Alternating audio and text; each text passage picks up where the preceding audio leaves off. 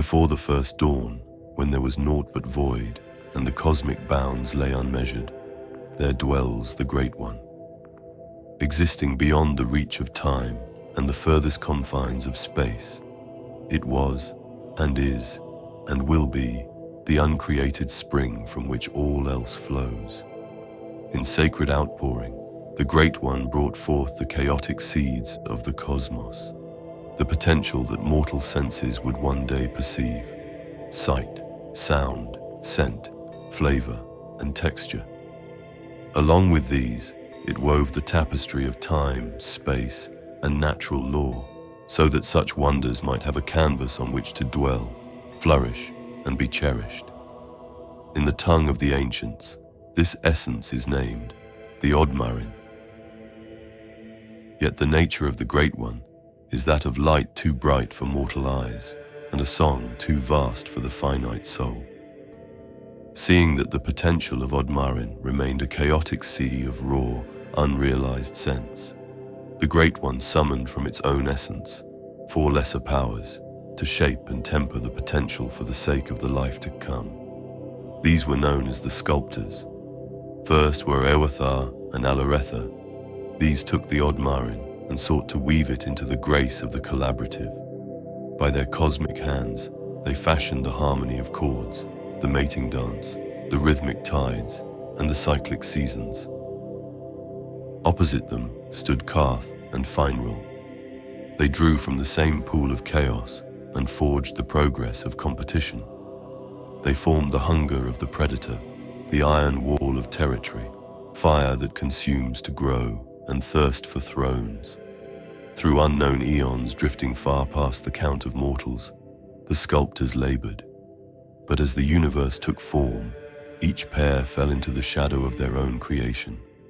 The weavers, Ewethar and Alaretha, reached a silent stall. In their zeal for unity, all things became one. Wealth was shared until it had no value, and power was circulated until it was diluted to meaninglessness. Without the fire of ambition, the universe grew stagnant, a beautiful garden where nothing grew taller than a winter sapling. The forgers, Karth and Finral, reached their own ruinous halt. Their world was a blazing furnace of progress, leaping forward in constant striving at the expense of weaker life. But their universe was a scarred and lonely place, a desert of warring shards, where greatness was built upon a foundation of dirge and ash, and nothing remained to love. Looking upon the frozen, shadowed cosmos, the Great One was moved to divine sorrow.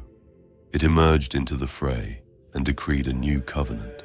The 2 paths would henceforth dwell in a state of holy tension. The weavers shall pull the world inward toward the peace of unity, lest it splinter into the void. The forgers shall push the world outward toward glorious progress, lest it rot in the cradle. The Great One established that the truth of being lies neither in the rest nor the strife, but at the exact point where the 2 forces meet in perfect poise. Though from every tribe a different name arose, this sacred balance is most commonly known as the Eleithan. Thus, with the law of the cosmos carved in divine deliberation, mortal life sprung from the primeval stone of Odmor. First the giants, then the dwarves, then the rest. The Book of Eleithan, 6700 BE, Section 1. The Gods, the Farjan Range. To understand the old gods, one must, interestingly enough, understand the old world's geography, specifically the Farjan Range. This wonder was a supernaturally titanic stretch of mountains that spanned from the lone continent's north coast to the south coast, approximately 700 miles. The highest peak in this range, Mount Farjania, stood at 6.2 miles tall, 10 kilometers. Some legends claim that these mountains were the overgrown spine of the slumbering Great One. Others tell of the first giants shaping the range with their own hands to prove their capability to the sculptors. Modern skeptics, of course, will claim it was nothing more than a natural geological formation. Regardless of which origin one claims, None can refute what took place on these peaks, nor what fate befell them. The first gods. Following the war of envy between the giants and dwarves, approximately 9,200 BE, the dragons, uncovered and ridden into battle by the victorious dwarves, took their leave from Mount Axfell and flew east. The dwarves and gnomes assigned to follow the dragons found themselves at the base of an impossible mountain range. Although it took them nearly 2 years of preparation, failed attempts, and deaths, the scouts eventually reached the highest peak, where the majority of dragons were gathered in the ice and snow. But not only were they gathered, they were worshipping.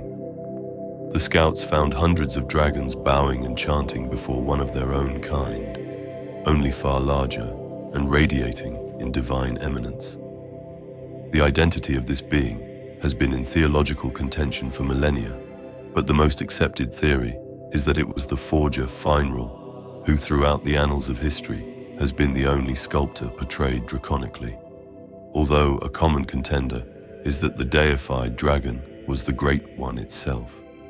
Impressed by the mortal's will and perseverance, the entity rewarded them with divine elevation.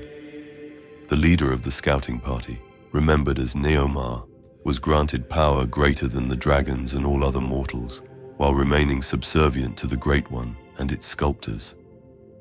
This power would one day come to be known as magic.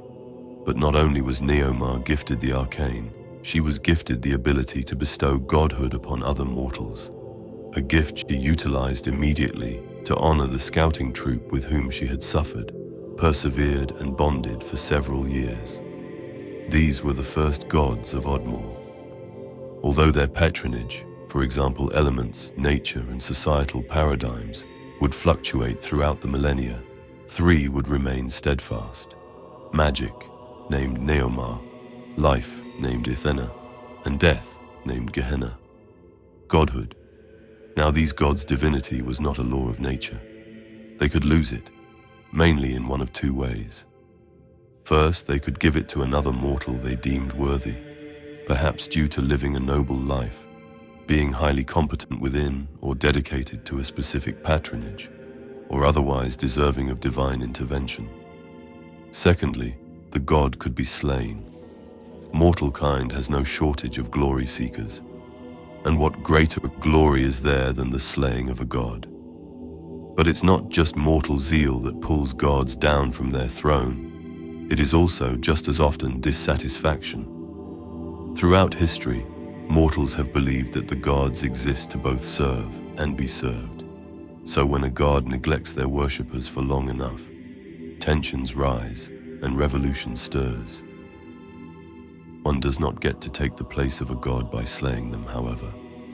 Rather, when a hole is left in the divine council, the living members must unanimously elect a new mortal who shall arise to godhood. As for the god-killers, should the gods exact vengeance, they are cast down to the hells to live amongst their own violent kind and otherworldly beings of tumultuous darkness and chaos. After the establishment of godhood, mortal kind was able to commune with these lesser deities on the peaks of the Farjan range. Temples were built across the mountains. Prayers were answered in person. Godhood was granted to worthy heirs, and the people of Odmore believed. The God Crux Curse. In 108 BE, a cosmic tragedy brought the old world to its knees and into its grave. There was an organized effort, one with no known motive, made by sects of mortals to hunt down and kill the gods. The hells broke loose, rising to the mortal plane with a torrent of malevolent destruction. Storms of cursed arcane power known as the God Crux swept across the land from none know where, renting away reality itself. From the greatest cities to the most humble hamlet, all was destroyed. The only survivors were the 1 million mortals able to shelter in Mount Axfell.